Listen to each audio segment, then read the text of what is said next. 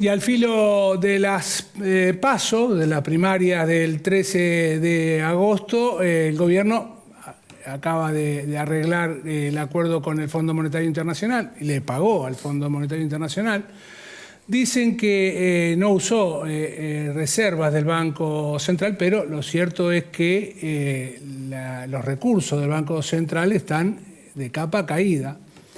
Además, la inflación estaría repuntando nuevamente. ¿Y qué pasa con la economía real? Es un poco lo que quiero hablar ahora con el licenciado Martín Epsen, quien es economista de CEPA, el Centro de Economía Política Argentina. Buen día, ¿cómo estás, Martín? Gracias por venir. Nino, ¿cómo estás? Un placer. Gracias igualmente. Bueno, ¿qué cosas descomprimió, qué cosas alivió el acuerdo con el Fondo Monetario Internacional, para empezar? Bueno, yo siempre digo lo primero es el acuerdo con el fondo tiene un origen que hay que plantear siempre, que es aquel acuerdo del 2018 tomado por el gobierno anterior, que generó una deuda muy difícil de resolver, ¿sí? Es un monto muy complejo de resolver, y entonces de ahí en adelante todo lo que discutamos respecto al fondo tiene que ver con cómo hacer para refinanciar y finalmente pagar ese acuerdo de unos 45.000 millones de dólares tomado por el gobierno anterior. Dicho esto, el acuerdo firmado por el actual gobierno con la gestión de Guzmán tenía una serie de inconvenientes que cada día se hicieron más evidentes. Mucho más pensando que este año nos golpeó una sequía que fue descomunal y que generó una caída en materia de reservas muy significativo. Con todo esto, el acuerdo con el Fondo Monetario que se confirmó el día viernes de la semana pasada y que tiene como particularidad que ordena un poco hacia adelante, permite primero juntar dos revisiones, y esto es la revisión del primer trimestre y del segundo trimestre, y al mismo tiempo garantiza el adelanto de dos desembolsos del Fondo Monetario para repagarse a sí mismo. Esa es la instancia en la que estamos. De todas formas, según el ministro, no se tocaron las reservas, como dije en la presentación. Se usaron recursos de otros orígenes, ¿no? Yuanes, o el fondo, o el préstamo de la CAF. La pregunta es, ¿hay otro Fondo Monetario Internacional, ya que mencionaste lo del 2018? ¿Este es mucho más exigente, más responsable, como ha dicho algún analista internacional? Mira, yo creo que el fondo siempre es el fondo, ¿sí? El fondo puede cambiar de caras y de integrantes del staff, pero en términos generales el fondo siempre plantea lo mismo. De hecho, el programa que intenta impulsar el fondo para Argentina es un programa bastante convencional. Tiene una serie de particularidades que logró la gestión del gobierno argentino, que no hay una exigencia fuerte de reformas del Estado estructurales, privatizaciones de empresas públicas, pero sí vienen de la mano del ajuste tradicional, y esto es reducción del gasto público, con la baja del déficit, la posibilidad de acumular reservas como forma o como mecanismo, más que para engrosar reservas, para poder garantizar que luego le podamos pagar. Digo, desde ese lugar no hay un fondo muy novedoso. Me parece, pero de todas formas me pareció que en el 2018 fue bastante más amigable, por llamarlo entre comillas, ¿no? Sí, el acuerdo del 2018 hay que leerlo en clave política, ¿sí? El gobierno norteamericano convalidó un préstamo extraordinario para el gobierno de Macri de aquel momento, un préstamo que no tiene registro histórico ni antes ni después, y que puso a la Argentina en una seria debilidad en términos de dependencia de ese organismo internacional. Ese es el gran problema con el fondo. Te cambio de tema. Inflación. Dicen que en julio habría repuntado una vez más.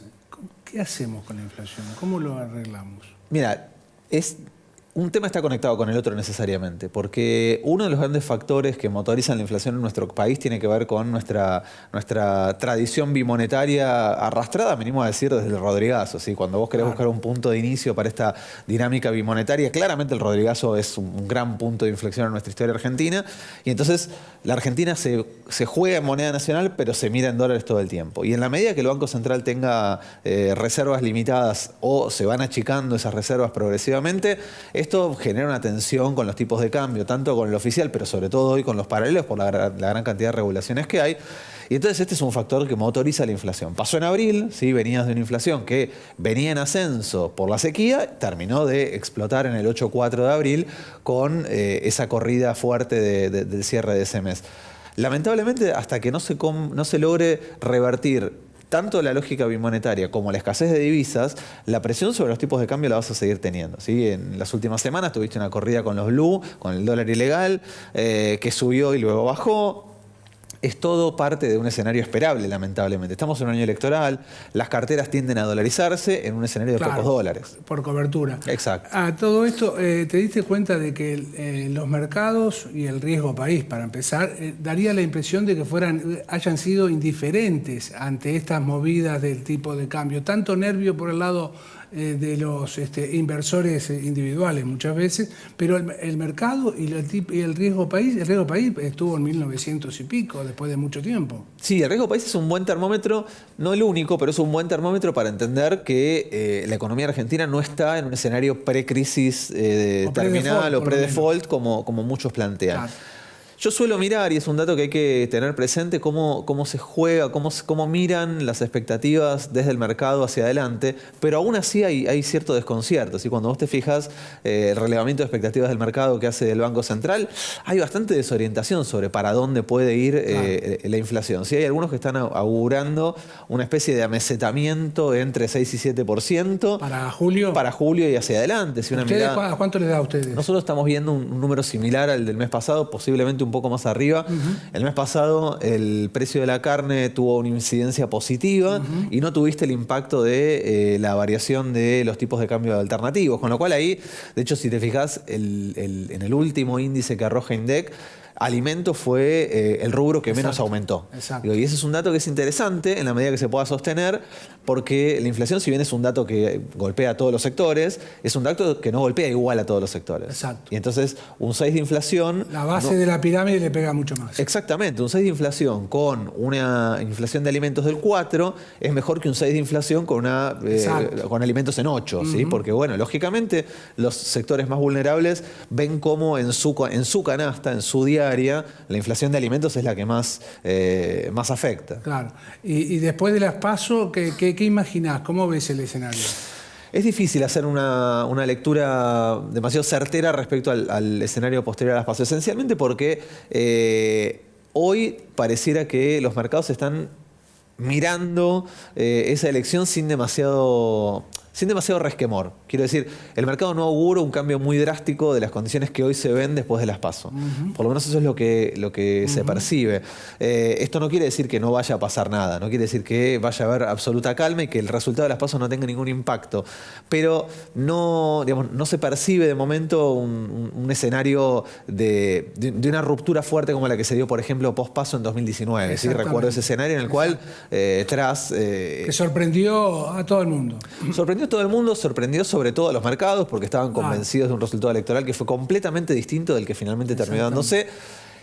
Y ese escenario abría un sendero de una transformación muy fuerte en términos político-económicos. Bueno, ese contexto hoy no está dado, por lo menos yo no lo veo de esa manera. Nos salteamos las PASO, nos salteamos los 4 meses, llegamos a diciembre. ¿El cepo se levanta de un día para otro, como están prometiendo algunos? Mirá, la medida es una medida que se puede hacer. Si se puede levantar ahora, el contexto te llevaría a un proceso hiperinflacionario similar a los de los últimos picos hiperinflacionarios de la década del 80. Sí, claro. Digo, con pocas reservas, levantar el cepo te garantiza que el tipo de cambio oficial va a volar por los aires. Nadie puede asegurar cuál va a ser ese tipo de cambio de referencia, si será el contado con liquidación, el MEP, el Blue o por encima de esto. No hay forma de saberlo porque es un valor que en teoría va a determinar el mercado. Y el impacto que tiene eso es que se te traslada a precios en 5 minutos. Y la otra que también se empieza a manejar mirando de alguna forma el post-electoral. ¿El ajuste es inevitable? Mira, el ajuste se está haciendo, pero con un criterio de racionalidad, que es evaluando partida por partida, gasto por gasto. El problema del ajuste es, para mí, tan simple como lo siguiente. Vos podés ajustar o bien bajando gastos o bien aumentando ingresos. Son las dos formas de generar un equilibrio fiscal, que es en realidad lo que hay que buscar, porque ajuste de por sí no es la solución a nada. Ahora, el equilibrio vos lo podés conseguir generando ingresos o bajando gastos. En un contexto como el actual, con la sequía que tuvimos, con la caída de exportación primaria, con su correlato no solo en dólares, sino también en retenciones y por ende en ingreso en pesos, el límite para el ajuste es fuerte, no tenés mucho más por ajustar. Porque si seguís ajustando, el resultado es que tenés que empezar a ajustar los sectores que tienen mayor necesidad, sectores Aparte, sociales. la caída de la actividad económica que se puede esperar es Exactamente. inimaginable. Ese es el otro correlato del ajuste que nadie quiere plantear, que es, vos vas a un ajuste feroz, ¿sí? Un ajuste del gasto tremendo. Bueno, esto tiene un impacto en consumo, tiene un impacto claro. en producción, tiene un impacto en empleo y finalmente un impacto en salarios. Claro. Todo negativo. La parte positiva, Martín, es que va a haber un crédito político y se puede rifar de alguna forma el primer año de gestión. Suele decirse eso. Yo creo que no están dadas las condiciones para un ajuste brutal como el que ciertos sectores vienen planteando. Me parece que sí es cierto que hay que buscar orden fiscal, ¿sí? Porque una cosa es un ajuste feroz, otra cosa es asumir que el equilibrio no es importante. Es importante tener equilibrio fiscal, pero digo, no es el único factor determinante. La mayoría de los países del mundo tienen déficit fiscal y no tienen problema, y conviven con ese déficit fiscal sin problema. Gracias, Martín. Muy claro, por cierto, muy amable. Un placer. Licenciado Martín Epstein, quien es economista, analista de CEPA, el Centro de Economía Política Argentina. Después de la pausa, más mercados por expertos.